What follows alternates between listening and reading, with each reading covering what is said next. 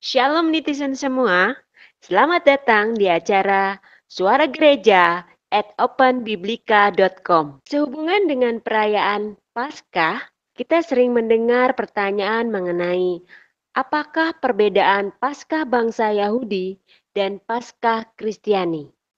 Saat ini kita akan belajar secara utuh tipologi penebusan dosa atau korban untuk membayar dosa dari dosa pertama yaitu kejatuhan Adam sampai dengan penebusan yang sempurna melalui pengorbanan Yesus Kristus di kayu salib. Masih bersama narasumber kita, beliau adalah penulis buku Eksegesis Pesat untuk Sastra Ibrani, penulis artikel studi bahasa Ibrani, dan pembicara di beberapa STT untuk sastra bahasa Ibrani. Beliau adalah Ibu Rita Wahyu Wulandari. Oke, kita mulai saja ya.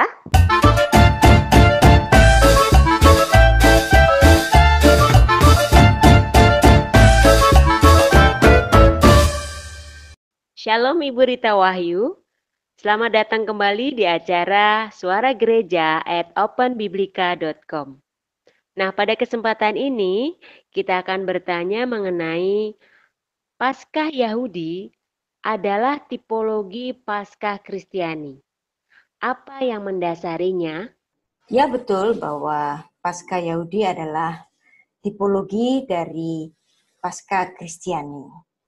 Dan sejak sekolah minggu kita sudah diajarkan bukan mengenai latar belakang dari kisah Paskahnya Yahudi itu. Bahwa hari raya Paskah itu adalah hari raya yang terpenting bagi umat Israel yang digambarkan sebagai kelahiran dari bangsa Israel. Dan hari raya ini dirayakan selama 8 hari, dan hari raya Paskah ini atau bahasa Ibrani Pesach itu artinya melewatkan. Jadi dalam makna menyelamatkan. Bahwa kala itu Paskah itu dimulai dari berakhirnya tulah ke-10 yang melanda Mesir, dan tulah ke-10 itu membunuhi semua anak-anak sulung di Mesir, dan malaikat maut itu berjalan kemudian melewati rumah-rumah yang mendapat tanda darah, dan rumah-rumah yang tidak mendapatkan tanda darah, di situ di rumahnya apabila ada anak sulung, pastilah anak sulung itu akan mati. Dan ini dirayakan terus-menerus sejak mereka masuk ke tanah perjanjian sampai pada zamannya Tuhan Yesus, dan nanti sampai pada runtuhnya Bait Allah. Dan pada saat itu sebelum Bait Allah runtuh, mereka akan mempersembahkan korban di Bait Allah. Nah, sementara sekarang tidak ada Bait Allah karena Bait Allahnya sudah runtuh.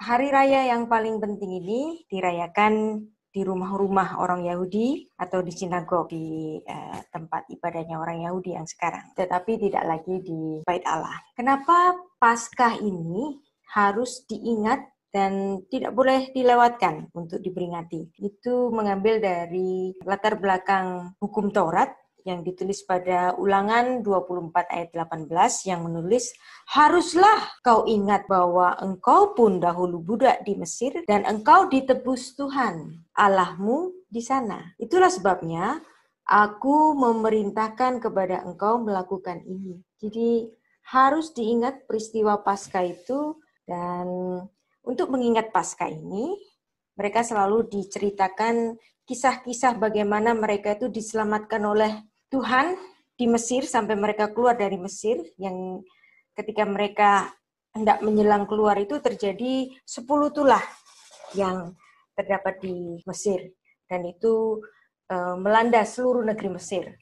Nah, 9 tulah itu tidak mengenai orang-orang Israel yang tinggal dipisahkan di Goshen, tetapi tulah yang ke-10 itu mengenai semuanya, kecuali rumah-rumah yang mendapatkan tanda darah. Ke-10 adalah kematian anak-anak sulung, atau dalam bahasa Ibraninya itu makat bechorot. Nah, ini yang paling menyakitkan bagi orang Mesir. Dan ini menjadi satu tipologi. Apa itu tipologi? Tipologi itu adalah lambang bahwa di dalam perjanjian lama Israel itu menjadi budak di Mesir, dan akhir dari perbudakan itu ditandai dengan tanda darah anak domba yang dibunuh, dan darahnya itu dilaburkan pada ambang pintunya rumah-rumah orang Israel. Nah, apabila nanti tulah itu datang, dan apabila maut itu melihat ada tanda darah, maka rumah itu dilewatkan, ya, pesyak, ya, dilewatkan, dan yang tinggal di dalamnya itu aman. Dan ini menjadi satu tipologi penebusan orang-orang Israel sehingga mereka dapat keluar dari Mesir, sehingga mereka dapat dimerdekakan dari status mereka sebagai budak. Mahat Bechorot ini, kematian anak-anak sulung Mesir ini juga melanda putra mahkotanya Fir'aun, dan ini sangat menyakitkan, ya, karena bagi orang-orang Mesir, Fir'aun itu seperti dewa. Nah, apabila dewanya ada yang mati gara-gara satu tulah, gara-gara satu malapetaka yang waktu itu dilakukan oleh Allahnya Israel, mereka tahu, waduh nih, dewa-dewa kita ini kalah sakti. Kemudian Fir'aun memanggil Musa dan Harun dan menyuruh mereka segera pergi supaya jangan terjadi malapetaka lagi. Dan lucunya ketika Fir'aun ini menyuruh Musa dan Harun ini pergi bersama-sama orang-orang Israel, bersama-sama dengan ternak mereka, Fir'aun ini meminta berkat agar dia diberkati, gitu. Jadi artinya dia memberikan suatu pengakuan bahwa ada yang lebih kuat daripada dewa-dewanya orang Mesir. Yang jadi pertanyaan sekarang, mengapa ada tanda darah pada peristiwa Paskah? Nah, itu dijelaskan oleh Musa dalam hukum Taurat pada Imamat 17 ayat 11, bahwa di situ dituliskan, karena nyawa makhluk ada di dalam darahnya, dan aku telah memberikan darah itu kepadamu di atas mezbah untuk mengadakan pendamaian bagi nyawamu. Karena darah mengadakan perdamaian dengan perantara nyawa. Jadi di sini Musa sudah mulai memperkenalkan kepada Bani Israel bahwa ada tanda darah untuk satu penebusan.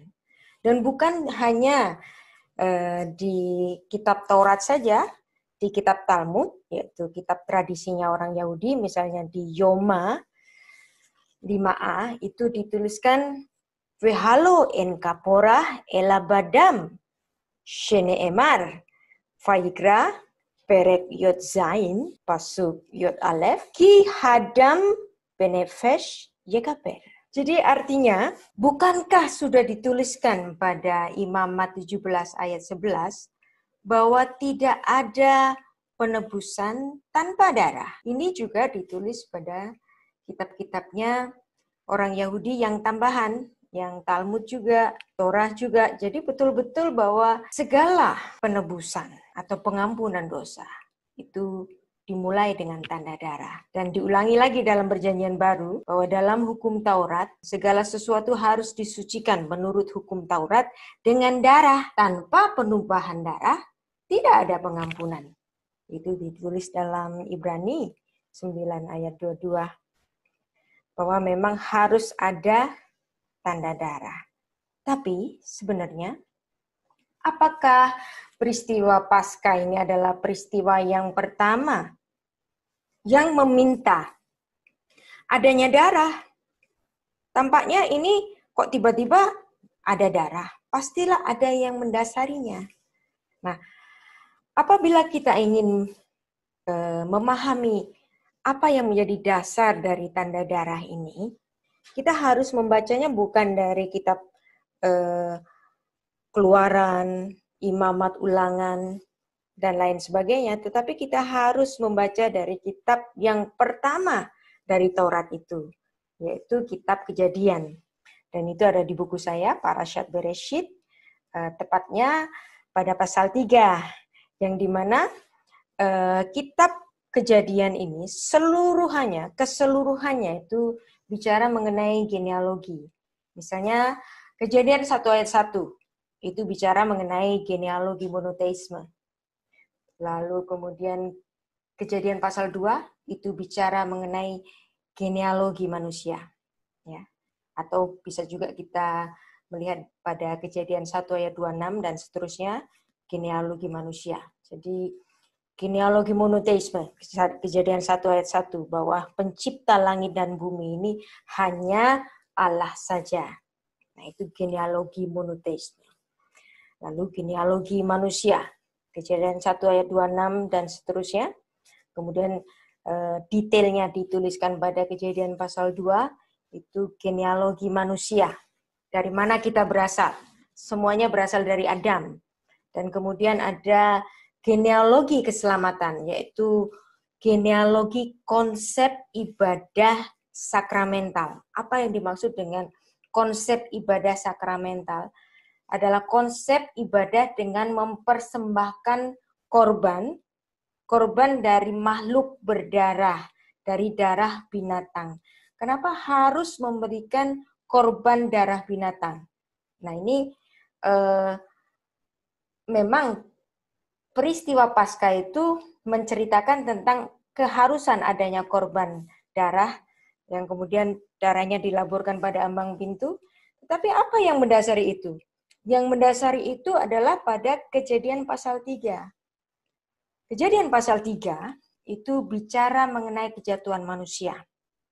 Yang di mana manusia itu melanggar hukum Tuhan. Melanggar hukum Tuhan yang sudah Allah maklumatkan kepada Adam pada Kejadian 2 ayat 17. Di mana waktu itu Tuhan berfirman kepada Adam, tetapi pohon pengetahuan tentang yang baik dan yang jahat, janganlah engkau makan buahnya. Sebab pada hari engkau memakannya, pastilah engkau mati. Atau pada hari engkau melanggar perintah ini, pastilah engkau mati.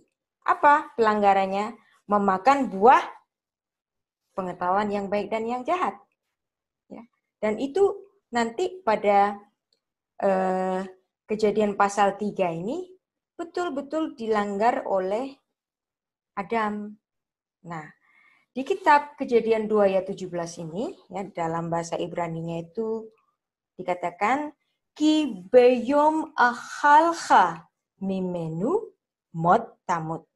Sebab pada hari engkau memakannya, pastilah engkau mati.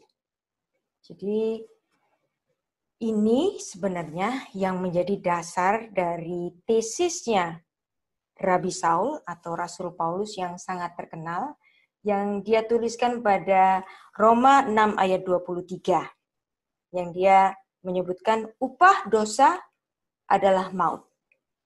Ki shekar hacheta hu hamot. Upah dosa adalah maut. Nah, kita pembaca Alkitab yang sudah diterjemahkan, itu biasanya menganggap bahwa ungkapan ini adalah ungkapan origin dari Rasul Paulus. Tapi sebenarnya ungkapan ini adalah satu tesis. Apabila ini satu tesis, maka dia harus membuktikan tesis ini ada dasarnya. Dan Rasul Paulus atau Rabi Saul, dia adalah seorang ahli Taurat, maka seluruh apa yang dia ucapkan itu bisa dicarikan referensinya pada Perjanjian Lama.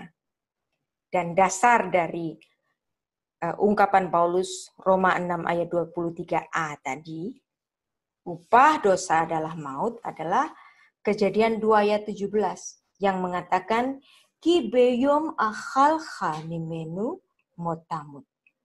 Pada hari engkau memakannya, atau pada hari engkau melanggar perintahku Adam, pastilah engkau mati. Jadi pelanggaran itu melahirkan kematian. Nah, masalahnya Adam melanggar, betul-betul melanggar.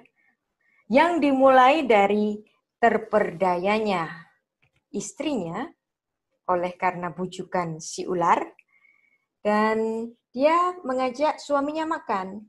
Nah, ketika si perempuan ini mengajak suaminya makan, Adam tidak mengoreksi. Nah, tentulah si perempuan itu sudah makan duluan dan kemudian memberikan kepada suaminya. Dan suaminya pun tidak mengoreksi bahwa itu dilarang oleh Tuhan. Seperti yang dituliskan pada Kejadian 2 ayat 17. Adam di sini mengkonfirmasi kesalahan dari istrinya. Dan itu adalah dosa. Seandainya istrinya makan, karena perintah ini diberikan kepada Adam, dan Adam mengkoreksinya, misalnya, istrinya makan, lalu Adam mengoreksinya, hei, nggak boleh. Itu dilarang oleh Tuhan. Maka dosa itu belum terkonfirmasi. Tetapi karena suaminya ikut makan, karena Adam ikut makan, maka dosa itu terkonfirmasi. Inilah sebabnya dosa itu disebut sebagai dosa Adam, bukan dosa Hawa. Karena Adamlah sebagai mandataris Allah yang menerima perintah dalam Kejadian 2 ayat 17. Ya. Nah, apa yang dikatakan tadi? Pada hari engkau memakannya, pastilah engkau mati. Dikonfirmasi oleh Rabi Saul, upah dosa adalah mati. Upah dosa adalah maut. Ya. Tapi apakah hari itu Adam mati atau tidak? Bukankah Adam masih hidup? Ya. Ada orang berkata bahwa keterpisahannya dari Tuhan itu adalah hari kematiannya. Tetapi fakta dia masih hidup, bukan? Ya. Bahkan masih hidup beberapa ratus tahun kemudian. Betul? Ya kan? Nah, ada satu pengharapan dari Tuhan, ya, dan itu disebut oleh Bapak Gereja Irenaeus sebagai proto-evangelium. Apa itu proto-evangelium? Proto-evangelium itu adalah Injil yang pertama. Injil yang pertama ini dituliskan pada Kejadian 3 ayat 15. Ini adalah berita Injil yang pertama. Bagaimana bisa hal ini disebut sebagai berita Injil yang pertama? Ya, kita baca ayatnya. Aku akan mengadakan permusuhan antara engkau dan perempuan ini, antara keturunanmu dan keturunannya. Keturunannya akan meremukkan kepalamu dan engkau akan meremukkan tumitnya. Betapa dahsyat ayat ini. Betapa luar biasa ayat ini. Ya, pada hari kematian Adam, ya, bukankah Adam sudah makan? Pada hari engkau memakannya pastilah engkau mati. Tapi apa firman yang diberitakan oleh sabda Tuhan sendiri? Apa? Aku akan mengadakan permusuhan antara engkau dan perempuan ini. Antara keturunanmu dan keturunannya. Nah, tolong garis bawahi kata keturunan ini. Ya. Pada hari kematian Adam, Tuhan bicara tentang keturunan. Wow. Berarti kalau Tuhan bicara mengenai keturunan, berarti di situ Tuhan bicara tentang harapan hidup. Nah, harapan hidup ini dibaca oleh Bapak Gereja Irenaeus sebagai berita Injil yang pertama. Dan Anda perhatikan lagi, ya. Ada kata tumit di situ. Ya. Kalau kita baca dalam bahasa Ibraninya, ya, itu ada kata akef. Akef itu apa? Akef itu tumit. Kenapa yang diremukkan tumitnya? Kalau orang remuk tumitnya, apakah dia mati? Tidak, ya. Tapi apa maksud yang dimaksudkan Tuhan meremukkan tumit? Nah, meremukkan tumit ini adalah dalam arti perlambangan bahwa si iblis, keturunan iblis itu akan meremukkan keturunan dari tumit.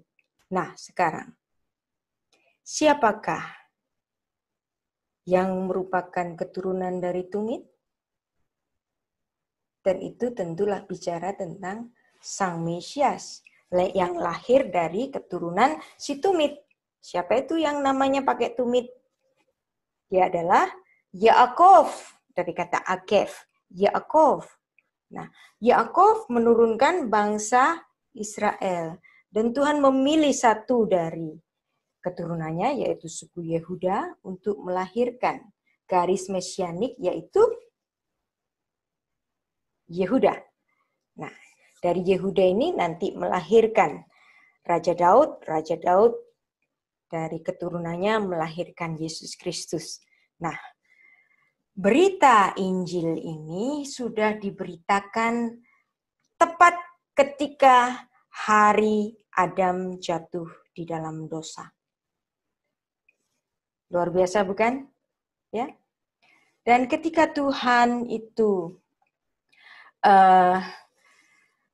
melihat Adam telah berdosa, dan Tuhan menjadi sedih karena dia harus terpisah dari manusia yang telah jatuh di dalam dosa, karena Allah itu kudus, yang kudus ini tidak dapat bersatu dengan yang sudah berdosa, maka Adam itu nantinya harus diusir dari Taman Eden. Nah, kutukan dari Tuhan karena dosa Adam ini tidak diajukan langsung kepada Adam, tetapi Tuhan mengutuk tanah, yang dimana tanah itu Adam diciptakan. Ya. Kejadian 3 ayat 17. Lalu firman-Nya kepada manusia itu, karena engkau mendengarkan perkataan istrimu dan memakan dari buah pohon yang telah kuperintahkan kepadamu, jangan engkau makan darinya. Maka terkutuklah tanah karena engkau. Arura ha'adamah. Ya. Tuhan mengutuk tanah sehingga manusia harus bersusah payah untuk mencari rezekinya yang dari tanah. Ya. Dan di sini semuanya didengarkan secara baik oleh Adam. Nah, Adam ini adalah orang yang berhikmat. Dia adalah orang yang pintar sekali. Dia tahu bahwa hari di mana dia seharusnya mati, tetapi Tuhan memberikan harapan kehidupan. Ya. Ketika dialah yang harus dikutuk, tetapi tanahlah yang dikutuk. Maka kemudian dia meresponi apa yang difirmankan Tuhan itu pada Kejadian 3 ayat 20, di mana dia menamai istrinya dengan Hawa. Kenapa dinamai dengan Hawa?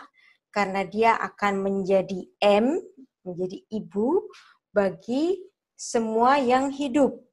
Nah, Vayikra ha'adam Shem ishto Hawa. Kihi hayeta kol hai. Sebab dialah yang menjadi ibu bagi semua yang hidup. Nah, harapan kehidupan dari Tuhan ini diresponi oleh Adam dengan memberi nama istrinya sang hidup, Hawa. Ya. Pada hari kematian Adam ini, ya, kalau kita baca baik-baik, di situ terdapat satu tukar guling kematian yang pertama, ya. Dan ini oleh Musa dijadikan dasar sebagai ibadah sakramental yang nanti sampai Paskah itu Tuhan memberikan kembali tipologinya. Apa yang dimaksud dengan tukar guling kematian? Ini adalah sebagai tanda bahwa keselamatan itu dari Tuhan. Dosa adalah hutang. Pada saat manusia berdosa, dia harus mati. Berarti dia berhutang nyawa. Sehingga Rasul Paulus mengatakan upah dosa adalah mati. Nah, cara bebas dari mati, nah di sini dalam Kejadian pasal 3 ini, Tuhan memberikan satu tipologi. Cara bebas dari mati adalah mati dibayar mati. Dan ini adalah menjadi dasar dari ibadah sakramentalnya orang Israel. Yang dimana seluruh ibadahnya orang Israel itu selalu menggunakan korban darah. Misalnya ada korban bakaran, Imamat 1 ayat 1-17 menggunakan darah. Ada korban sajian, ya. Kemudian korban kedamaian atau keselamatan pada Imamat 3 ayat 1-17 ini juga menggunakan darah. Kemudian ada korban penghapusan dosa, Imamat 4 1-35 bicara tentang darah. Ada lagi korban pelanggaran pada Imamat 5 ayat 1-13 bicara tentang darah juga. Kemudian ada korban penebus salah pada Imamat 5 ayat 14-19 itu juga bicara tentang darah. Jadi pada setiap korban penghapusan dosa itu selalu menggunakan darah. Kenapa? Karena itulah yang didasarkan sejak manusia jatuh di dalam dosa. Bahkan pada saat Habel juga, bahwa Tuhan itu ketika manusia itu jatuh, Tuhan harus membunuh binatang yang dimana binatang itu mati, binatang yang tidak berdosa ini mati, kemudian kulitnya disematkan kepada Adam untuk menjadi pakaiannya. Walaupun Adam sebelumnya sudah membuat pakaiannya sendiri dari kulit binatang, tetapi Tuhan tidak berkenan. Kenapa tidak berkenan? Karena itu adalah hasil upaya manusia. Upah dosa adalah mati. Maka mati harus dibayar mati. Nah, Tuhan itu memberikan perlambangannya kematian atau hutang kematian harus dibayar kematian. Sehingga ada binatang yang harus dibunuh gara-gara Adam berdosa. Dan itu merupakan satu tukar guling kematian yang pertama. Dan tipologi-tipologi ini itu diulang-ulang pada zaman-zaman nabi-nabi yang berikutnya. Kalau dosa adalah hutang, upah dosa adalah mati. Tapi mengapa pada hari itu Adam tidak mati? Anda lihat di sini bahwa pembayaran kematian Adam itu sudah dibayar oleh kematian tukar guling yang pertama. Itulah sebabnya pada saat itu Adam tidak langsung mati, walaupun pada akhirnya Adam mati. Ya, karena ada korban yang pertama yang di Taman Eden, yang dilakukan oleh Tuhan sendiri untuk membayar kematian Adam. Karena dia jatuh di dalam dosa. Itulah sebabnya pada kitab Yesaya 43 ayat 11 itu ditulis, akulah Tuhan. Tidak ada juru selamat selain daripadaku. Anochi, Anochi Adonai. Ve'en mi baladai Mosia. Tidak ada juru selamat yang lain kecuali aku. Ya. Dan memang sejak pada awalnya itu Allah lah sendiri yang berinisiatif untuk membayar kematian Adam yang telah jatuh di dalam dosa. Nah, pada generasi kemudian, ya, Habel pun itu memberikan satu korban dengan tanda darah. Itulah sebabnya pada Kejadian 4 ayat 4 itu Tuhan lebih berkenan pada korbannya dari Habel. Dan korban Habel yang diterima, korbannya dari Kain tidak diterima karena korban dari Kain tidak mengandung darah. Dan ini menjadi satu konfirmasi ulang bahwa untuk mempersembahkan korban penebusan dosa itu tidak dapat dibayar dengan uangmu, tidak bisa dibayar dengan hartamu, tetapi harus dibayar dengan nyawa. Harga nyawa itulah yang diminta untuk membayar satu kematian. Dan kemudian kita mempelajari tipologi yang ketiga. Ya. Yang pertama tadi, kematian di Taman Eden, kematian binatang yang tidak berdosa di Taman Eden. Yang kedua, persembahan Habel yang diterima karena mengandung darah. Yang ketiga, kita mempelajari tentang peristiwa Akedat Itsak, pengikatan Itsak, yang dimana waktu itu ya, Tuhan menguji iman dari Abraham dan meminta agar Abraham memberikan putranya yang dia kasihi, yang satu-satunya untuk diberikan kepada Tuhan. Dan Abraham dengan setia memberikan putranya itu, putranya yang satu-satunya, putranya yang dia kasihi. Dan ketika Ishak itu sudah diikat, kemudian Abraham menarik tangannya dengan sebuah pisau hendak membunuh Ishak putranya. Kemudian Tuhan berkata, Abraham, Abraham, jangan kau apa-apakan anak itu. Dan saat itu Tuhan memberikan satu tukar guling kematian. Ya. Tuhan memberikan satu anak domba yang dari Tuhan. Dan di situ domba itulah yang menjadi persembahan bagi peristiwa Akedat Ishak. Dan di situ Ishak tidak mati. Dan itu menjadi satu tipologi. Nah, itu menjadi tipologi yang ketiga. Dan tipologi yang keempat, yaitu tulah yang ke-10, Makat Bechorot, kematian anak-anak sulung di Mesir, yang dimana Tuhan memerintahkan agar setiap ambang pintu rumah-rumah orang Israel yang berada di Goshen, yang berada dimanapun itu harus dilaburi dengan tanda darah. Nah, kenapa darah? Karena darah itulah yang membayar kematian akibat dosa. Dan ini menjadi satu tipologi bagi kematian Kristus yang nanti dibayar dengan lunas di Golgota dengan kematiannya.